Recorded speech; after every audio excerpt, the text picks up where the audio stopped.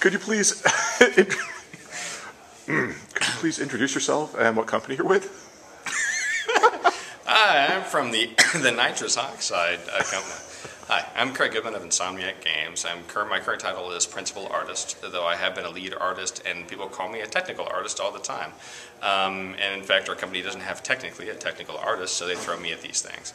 Currently, I actually work directly between the art team and the core team, which handles the engine and the tools, as a translator of sorts. I attend most of the core meetings. I even go to their core off-site meetings and some of their training stuff, participate in their brainstorms and most of their tools development. We found at Insomniac that there was a large chasm of communication between the technical guys and the art guys. And basically, art guys, they want this, and the technical guys, well, you mean this? And the art guys are like, no, I want this. And like, but that's what I gave you. And so I'm a person that happens to be able to speak both geek and also art. And they're vastly different languages. And until I was thrown into this role, I would never have said that was true. It has given us amazing rewards, saved us lots of money, and allowed us to make significantly better tools and technology to support artists and the visual element of our games, which is what most people see.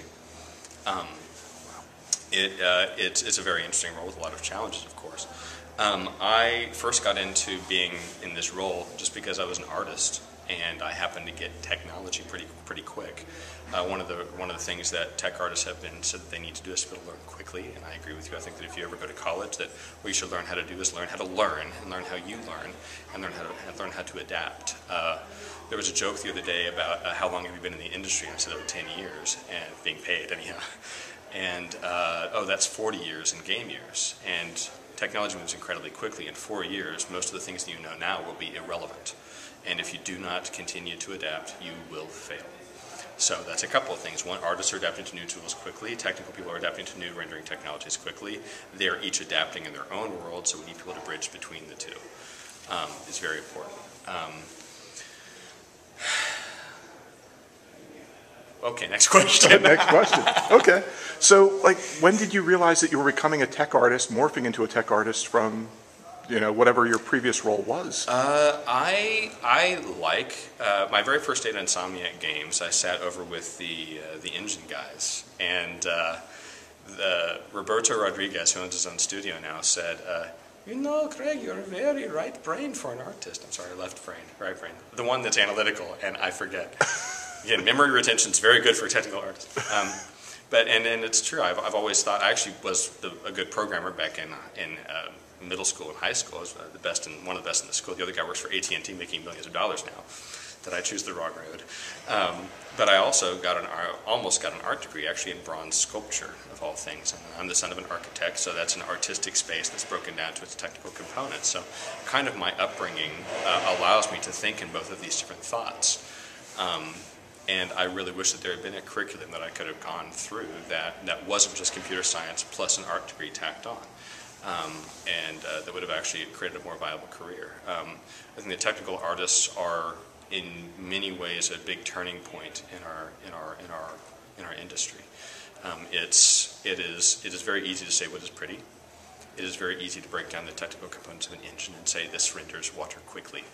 But to actually get the two worlds to communicate is a very, very nebulous thing. And I think the simple fact that it's difficult to describe what a technical artist is evidence that it is so important. Because we can describe technical things very quickly, we can describe artistic things very, very quickly, very, very easily, but there is a world between that doesn't have a language.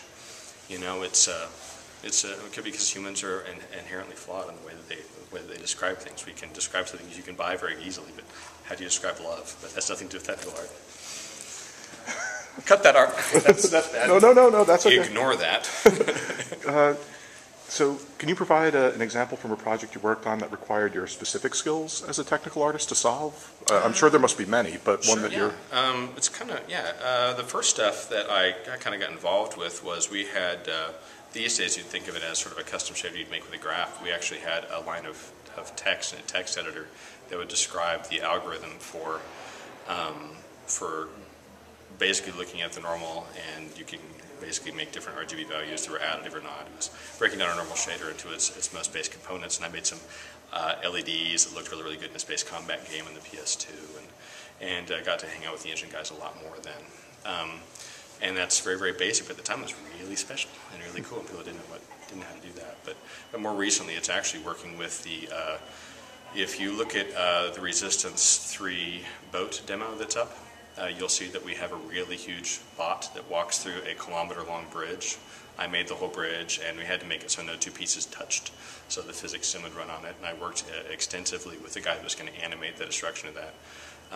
He's a technical animator, and without us working in sync, that would not have happened. And it was one of the first turning points in our entire game of, yes, this is what we want to do with this stuff, and this is an emotionally impactful moment. It's not just pure destruction. You actually feel fear because of the way we slowly present you and make you very vulnerable. And because we both are very technical and artistic people working in harmony, in about a week and a half, we did a really amazing contribution to the game that inspired the whole team to move forward. Wow, that's amazing. So you said you were a programmer in middle school and high school, but you also had bronze sculpture. So do you think you came from the art side or from the programming side, or were you kind of always destined to straddle this? Oh, and the first thing, and the way that I got into the industry was being a game designer. Okay. Who did all the sound and animation and character design and the level design and the level artwork, and that was the way it was, right? Made a mod. I will say that without knowing art, I don't think you can really do the job that well. You have to know how to model and all those things. Without knowing some level of technology, without being inherently a curious individual that wants to find the solution to problems, that wants to figure it out, there's this insatiable need to just fix things. My wife hates it. Seriously, it's like, Craig, just stop it, okay? Really, it gets us advice. That you have to have that passion and you have to have that need, that curiosity. But if I look around the gaming community, the people that actually make these things, most people have that. So maybe I can't answer this, but what makes a regular artist different from a technical artist? And I think that technical artists are people that actually just want to delve deep and delve deeper. And if we're looking at Renaissance painters, they made their own paintbrushes, they made their own paints, they made their own canvas, they stretched it, and they understood light. In fact, many of their paintings were actually observations of how light works. And even the great masters, like the Mona Lisa, are masterpieces not because they represent a picture of a woman, but the many layers that actually create this painting that create almost the effect of subsurface scattering or light passing through the skin. And when you actually look at it in person, it has this dimensionality to it. Great painters were technical artists, okay? And I think that's actually one of the things that we do is we actually bring, not just you're in Photoshop, you do a text, you put it on a person, and while they animate, but we actually add all this extra life and goodness to the world that couldn't possibly exist unless we existed. And I'm not trying to be self-aggrandizing, it's just, I think it's important to know what you do and how the pixel goes from Photoshop into its final rendered moment on screen. That was amazing. So you've already kind of touched on this. How much self-directed learning does being an effective technical artist require? What kinds? I mean, you've touched on architecture. You've touched on Renaissance painting. I'm guessing this is stuff that you just are passionate about and that you do in addition to all the other cool stuff that you're already doing. Yeah. Self-directed learning is certainly. I think it's incredibly important, not just being a technical artist, but I think it's important in the entire world right now. If you're going to be a person that's employable, you need to learn things beyond your normal influences. I think in the past it was much more important because there was no video game curriculum. In fact, if you said that you're going to make video games for them, people would laugh at you. If you were saying you're getting a film degree, people would think, yeah, that's fantastic. But guess which person's more employable right now, and guess who has more steady work? And so I'm glad that right now that video games are actually getting to the point of social consciousness and acceptance as a viable career choice, and one that is potentially artistically viable as well, where we can do more things than just shoot things. And I'm really, really proud of this moment. I'm really, really glad to see so many really, really wonderful career opportunities begin in schools. I'm the son of a professor at Kansas State University who teaches architecture, Alan Goodman, hi. And growing up, learning in the university, walking down the hallways, learning constantly, making you curious, and going to the university library, delving into any subject that you wanted to, you just became addicted to this learning and this information. But at the same time, there were no career options for people that did that, and now there are. And the fact that you are investing in this and allowing people to seek their dreams and to give them a directed path, and your research into what we do which is so nebulous. I very much applaud you, and thank you very much, because I wish you were there when I wanted you to be there.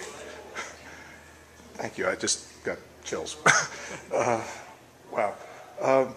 So kind of like where the rubber meets the road, what kinds of mathematics do you use kind of day to day, or like is there anything really far out that you've had to teach yourself? Ooh, no trigonometry. That's good to know. No algebra, of course. Just these are ways of thinking more than actually using equations, which you will. In fact, I often forget trig and have to go back and learn. Like I'll go back and go, what was that? You know, tangent. That's one. And those kinds of things. But you need to know these things. You need to know more than the just algorithms or the equations. You need to know the fundamental ideas behind these things. You need to just understand that. You should take physics class. You should know what those are about. Why does light work? When something bounces on the ground, why does it bounce a certain way? Why does steel work different than a rubber ball? Why? And once you actually build this vocabulary of how the world actually works, you'll be prepared to actually do it in a fake way that doesn't require hours and hours of computation, because you have to do it, 30 times a second at the very least. So yeah, Wow. Okay. So sort of what low-level technical concepts did you have to like really grok to be able to be an effective TA?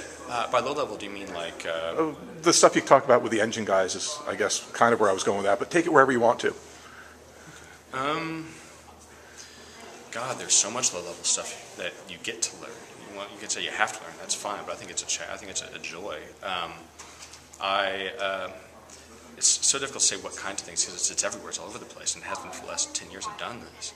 From the first time I ever saw a tree that was animated in the wind get rigged, and I was like, wow, you can do that. First time you ever actually move things in real time. Let me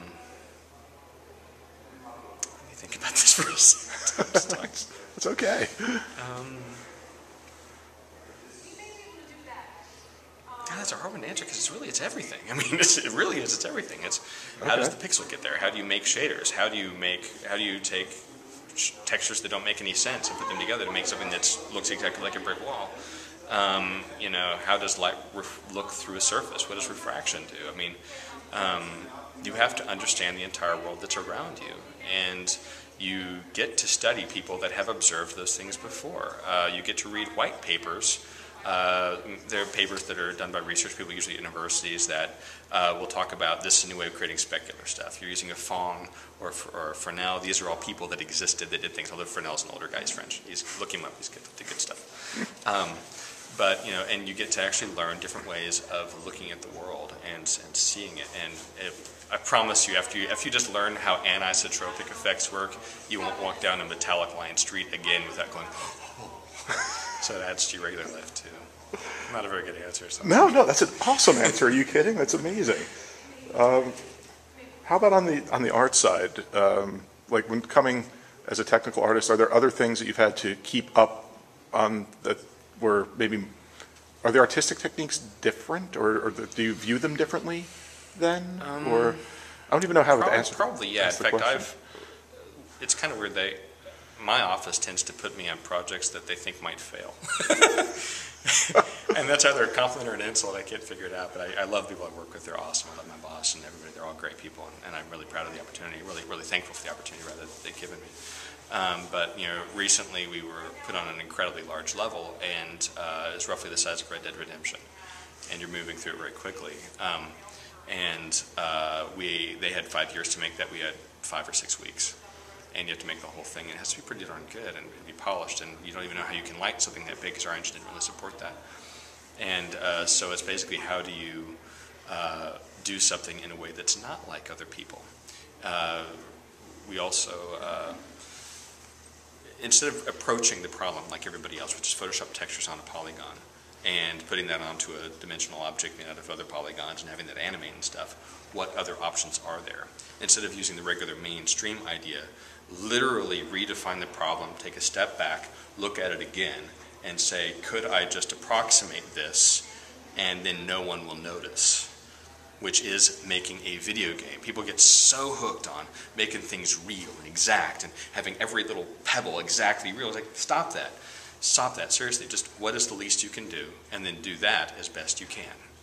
And then you run in frame, and you have a lot of room left over for effects and things that explode, and your character to look all pretty. But it's basically about learning new ways to do things that are different than everybody else.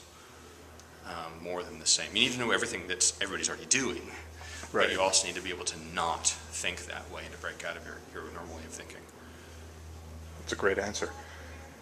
And you've touched on so much already, but if there was one thing you could tell academia, tell academics about the role of a TA, and as we're trying to figure out that, like, what would that one thing be? And you can direct it either at faculty or at students. Take your pick.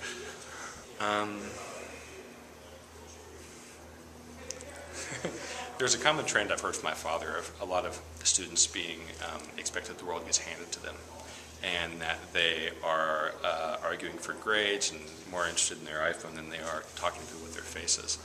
And in my opinion, people that are future technical artists are the exact opposite. The people that are actually overachievers, that are inherently curious, and their demands on you will be less give me an A because I came to class, right? And more like, I'm hungry for knowledge, please teach me.